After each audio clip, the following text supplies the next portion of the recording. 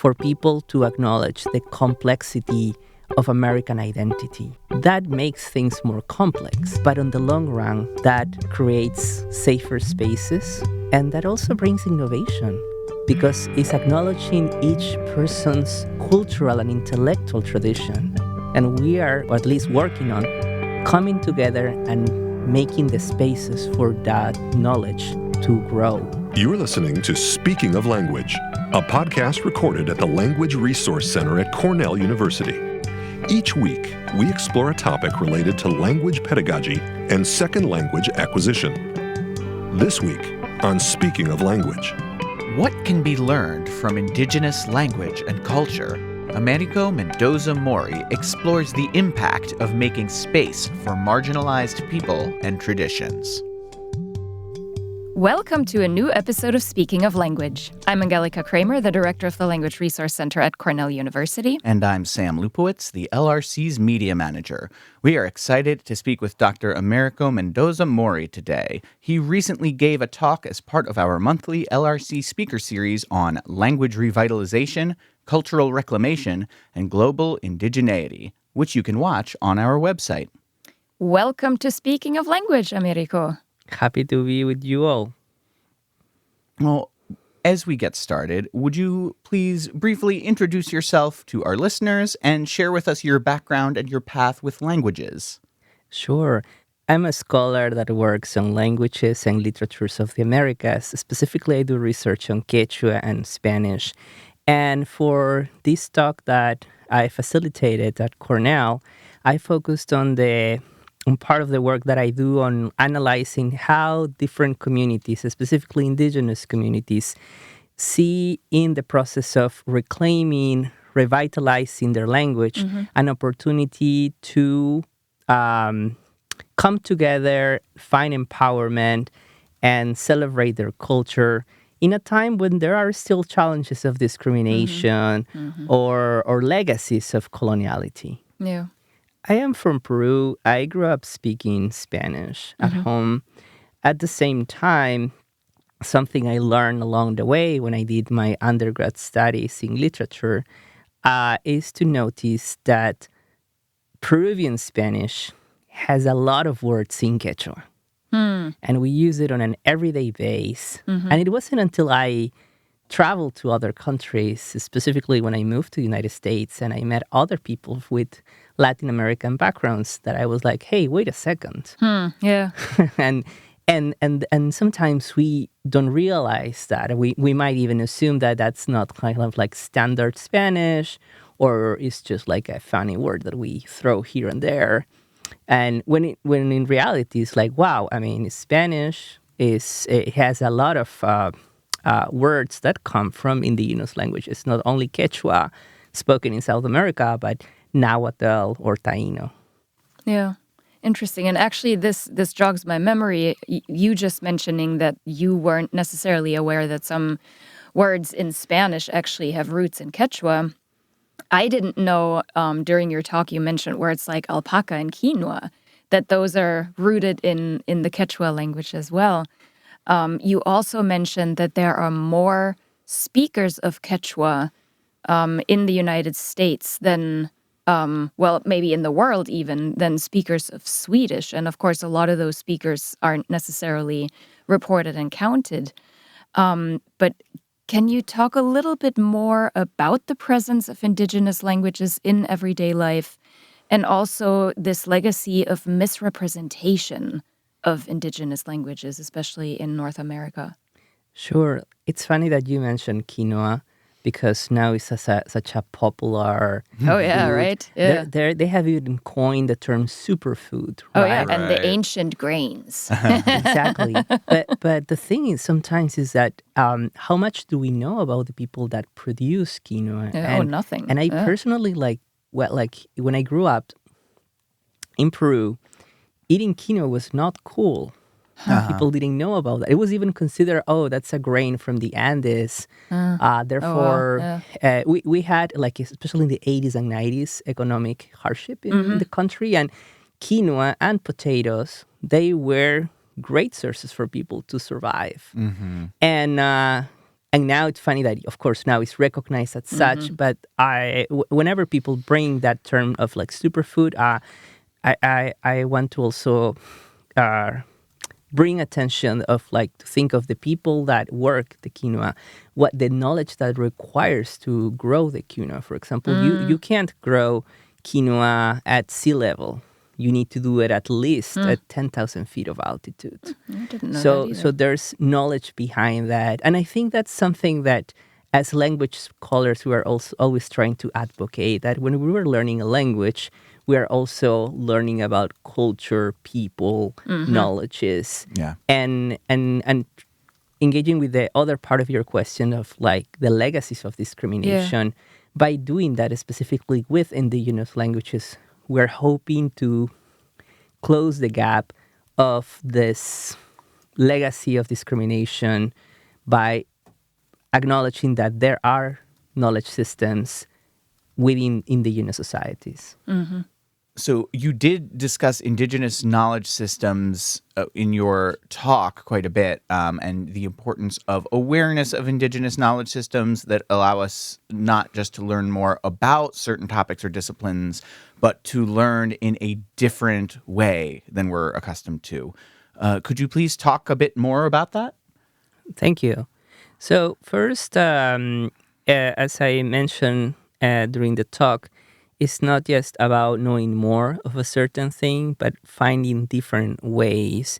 And one example is that among different indigenous societies, community is a very important aspect on how things get done. Yeah. So the intellectual production is seen as a collective process. Even intellectual property is, or it could be, a collective issue. Sure. In the past few years, Guatemala has been working with Maya and indigenous communities to pass legislation that recognizes collective intellectual property. Oh, wow. Because what happens is that, and it unfortunately has happened, is like designers in Paris or New York, they travel to Latin America and they find nice designs and then they copy them and then they register as themselves. Or even if there's a case of them looking for some acknowledgement to the communities, they can point out to one person because it's a collective work.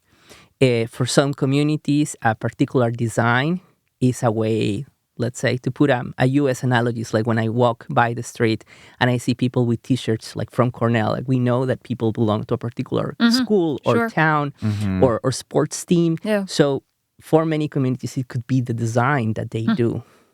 And how, therefore, can we acknowledge that and negotiate for these particular processes? Yeah. Interesting. It also stood out to me that you emphasized that indigenous issues are global issues too. You outlined a lot of opportunities for effecting change, for example, increasing presence and increasing awareness of indigenous language and cultures.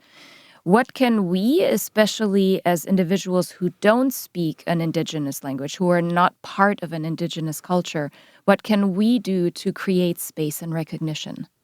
Thank you.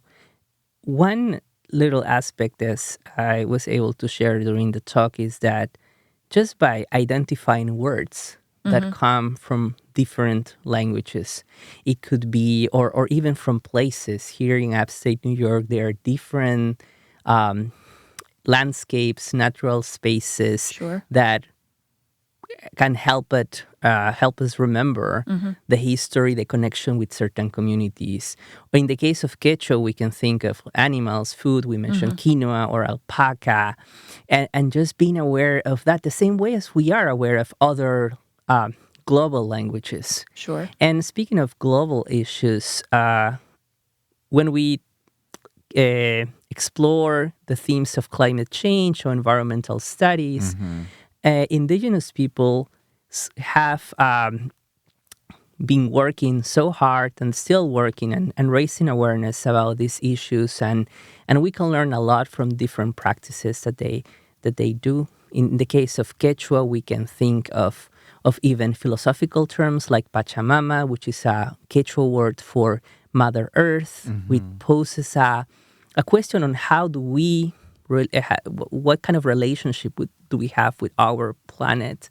So the more we, let's say, become curious and try to make space, because I understand that not everybody might be doing research on languages, but Sure. maybe on healthcare, maybe on food security, Yep. on philosophy, even on diversity. When we Yeah. think of holidays, for example, now many more cities and states in the U.S. are acknowledging Indigenous Peoples' Days in October, which is an opportunity to even just acknowledge which communities are here, what can we learn about our own history.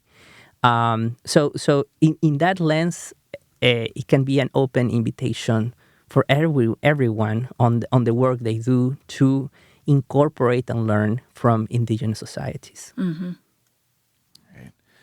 This also ties in with the importance of moving beyond a focus on language to identity-oriented experiences. That's a broad topic, but can you unpack some more of the challenges of living in a racialized society? Universities are platforms of education. We know that they create a canon of the recognition of different traditions of knowledge and the incorporation of more languages, more cultures. Also, that also sends a message to different communities that things that were considered worthless or that were completely overlooked now are important to do research about, but also be celebrated. And many students, especially from underrepresented backgrounds, first-gen students, kids of immigrants, when they come to higher education, sometimes they enter in the dilemma of, should I choose between professional advancement or should I choose Yeah. or my identity or Yeah. celebrating my culture? When why in the first place what that should be a contradiction. And also if we expand that even, like, let's say at society, what kind of society, what kind of like US society do we want to work on? Like, do we want to celebrate a multicultural, also multilingual society? Hopefully that's the point. And if we think even like Spanish, that is already a widely spoken language in the U.S., sometimes the approach could be that, let's say when services are offered, like in healthcare or immigration, more as something that the U.S. has to deal with rather than embracing it as, no, actually, this is who we are. Yeah. And therefore, this is the future, the multilingual future that we want to build in. Yeah. No, that's a great point. And I think you mentioned the role of institutions of higher education and all of this. I think we all certainly need to continue to do more to create spaces and raise awareness of all communities, including indigenous communities. You mentioned some of the advocacy groups that you are involved in related to Quechua and maybe other indigenous languages and cultures too. Can you tell us a little bit more about these groups and where we can find more information on them? Yes, thank you. Before sharing that, you mentioned how by raising awareness, we are also coming together. And therefore, in my particular case, I have been doing research on Quechua, but we also find a lot of solidarity and collaboration with other projects that within their own context also empower and celebrate cultures. Yeah. During the talk among the attendees, we were talking of, for example, Catalan language activists, or the history of Jewish immigrants who spoke Yiddish, and now that universities are offering Yiddish language programs as a way to, of course, celebrate the heritage, but also for people to acknowledge the complexity of American identity. Yeah. Of course, it requires, and maybe this is a more logistical comment, but that makes things more complex. but on the long run, that creates safer spaces, and that also brings innovation because it's acknowledging each person's cultural and intellectual tradition.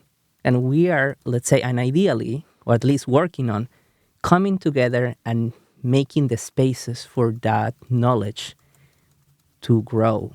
In regards to the institutions and initiatives that I've been involved with, one of them is the Quechua Alliance, which is a community organization that we started in 2015 that started as a way to bring together Quechua students and educators and elders Yeah. in the community. Because, again, the process of many immigrants is that they come to the United States, they feel the pressure of assimilating to the context, and maybe they do have some celebrations, but mostly out of nostalgia. But they don't necessarily, because of the challenges, because, I mean, there are many factors, discrimination, time, having 2-3 jobs. Of course. Right. Yeah. But they don't necessarily see or find the space to pass on the culture to the new generations. But certainly there's people who do want to. Yeah, but certainly that's an issue, right? So sometimes you're like, oh, I saw my grandma speaking a language or cooking a particular dish or celebrating particular party. So this space hope to be an intergenerational space. Also, speaking of, or bringing back the concept of learning in a different way, by bringing elders who don't necessarily have advanced degrees or went to college, but they are the knowledge keepers. Oh, yeah. Yeah. Without a doubt. They're the native speakers. They have the relationship. In Quechua, for example, in Quechua culture, the relationship with the land is so important. Yes. So Yeah. many of them firsthand can say they were grazing alpacas, they were working the land, they can in the US or in the average, let's say, US supermarket, we only have like maybe 2, 3, 4 types of potatoes. In the Andes, we have like 4,000 Yeah. types of potatoes. So the Quechua Alliance has been celebrating that through annual gatherings. During the pandemic, we started with virtual gatherings, workshops, and always try to keep it in an intergenerational setting. Yeah. Also at Harvard, I work at the program on ethnicity, migration rights, and then there we have started the Quechua Initiative on Global Indigeneity, which tries to explicitly connect indigenous languages, indigenous cultures with global issues. And something that we have started doing this year was to travel to the United Nations with students from Harvard to attend the UN Forum on Indigenous Issues. Wow.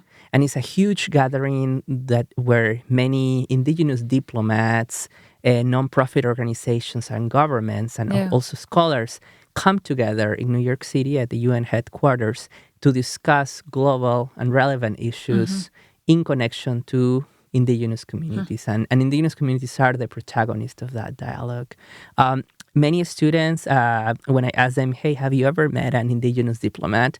They might be open to the idea. They're like, I mean, great that they exist, but have you actually met one? And for many of them, it's like, no, okay, so let's go. And That's it's an exciting opportunity. Yeah, absolutely. When you mentioned collaboration, and one thing you also said during your talk was that we need to move away from researching indigenous cultures and languages as objects or just like things of the past. And that helps us to understand better really their complexity and their contributions that they make, not only within the indigenous area, but within a global focus. So I really, I appreciate that you are raising awareness about all of this and the important work that you do in these regards. Thank you. And by thinking of indigeneity as not just a thing of the past, that also prompts us to look for indigenous voices and the expertise, and something that Cornell has been doing through the language resource center is to host Quechua Fulbrighters, which brings so much richness to the community. And I had the opportunity to meet with one of them during my visit at Cornell. And of course, it's a transformative opportunity for the person that comes, but also for the for community. Us? Oh, absolutely. Yeah, without a doubt. So those, let's say, at the same time as we are talking about these huge ideas, also thinking of these logistics that help transform the spaces where we are. Yeah, wonderful. I know for me, just to build on the conversation a little bit, something I really appreciate about the work that you're doing is I know growing up in the United States, I've perceived a certain, maybe unspoken by some, attitude that if this is the way most people do a certain thing, the way we've always done a certain thing, that must be the best way. And I, even when you brought up copyright law, intellectual property earlier, and for me as a creative person who's had to investigate how that works, it's so encouraging for me to see not only is the way things are generally done not necessarily the only way to do it, there are people and communities who have thought about and applied these ideas in very different ways for a very long time. And maybe that's a better fit for more people than what we've all been taught to just accept, at least. Again, that's my experience growing up in the U.S. So I really appreciate that about the work you're doing. And I would also love to know where our listeners could find out more about you and your work. My name is Américo Mendoza-Mori, and you can look me up on the internet. I'm on social media and different social medias. Usually my handle is Américo with a Q, so AMERIQO. And I'm happy to engage with the potential audience and to learn about the different initiatives when people reach out. Let's say sometimes when we think of immigrant communities in the United States, we tend to think mostly in big urban clusters. But there are, for example, important, let's say, the biggest Quechua communities are in New York City, in New Jersey, in Miami, South Florida, but there are also important communities in Wisconsin, in Utah, in Colorado. A fun story, like there in the early, fun, not so fun, but in the early 20th century, the U.S. had a huge interest in bringing shepherds to the middle United States. And they started by bringing people from Galicia in Spain. But of course, the conditions were, to be mild, not the best. And of course, at the end of the day, Galicia is part of Europe. So once this started being noticed, the conditions, they started bringing people from Peru, Quechua speakers, peasants, and now their descendants are living in Colorado and Utah. And those stories are, I think they need to be told. I have a colleague, Alison Krogel, at the University of Denver, who has reading about that and has been working with some communities.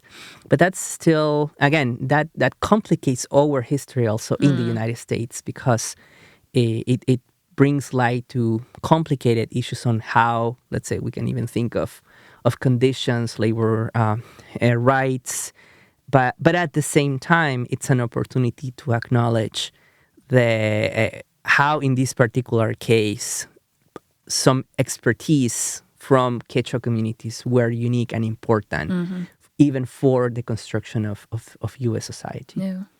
Yeah, wonderful. And we'll make sure to include links to your website and your social media handle in our show notes as well. Américo, this is amazing and very important work that you do. Thank you for all the contributions you are making and you will continue to make.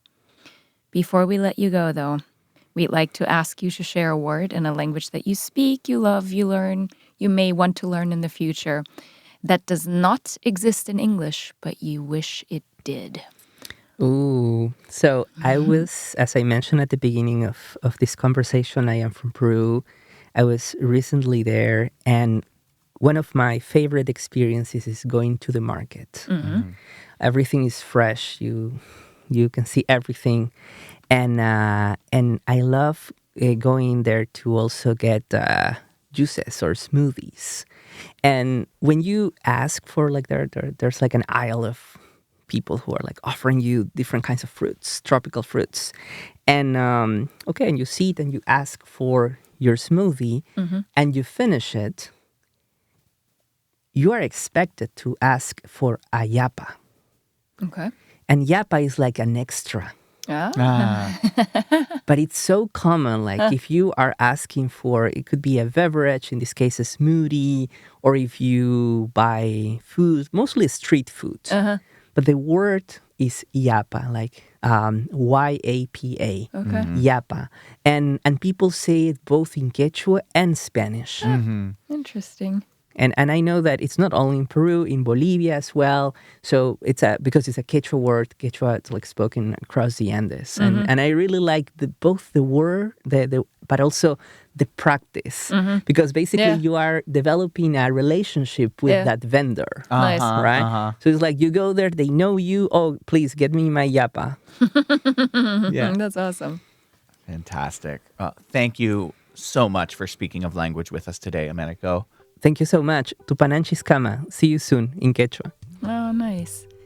Next week, we are excited to introduce a new LRC team member. Hillary Yarger is the new Engagement and Outreach Coordinator here. Tune in to hear more about Hillary and the plans we have for supporting language students and language learning. Until then, Auf Wiederhören! The Language Resource Center is located on the ground floor of Stimson Hall on Cornell's main campus in Ithaca, New York. Check us out on the web at lrc.cornell.edu. or follow Cornell LRC on Facebook, Twitter, and Instagram. Speaking of Language is produced by Angelica Kramer and Sam Lupowitz. Recorded by Sam Lupowitz. Original music by Sam Lupowitz, Dan Gable, and Joe Gibson. Thanks also to the College of Arts and Sciences at Cornell University. As a reminder, the ideas and opinions expressed on this podcast do not reflect those of the College of Arts and Sciences or any other official entity of Cornell University. We thank our listeners, and do stay tuned for our next episode.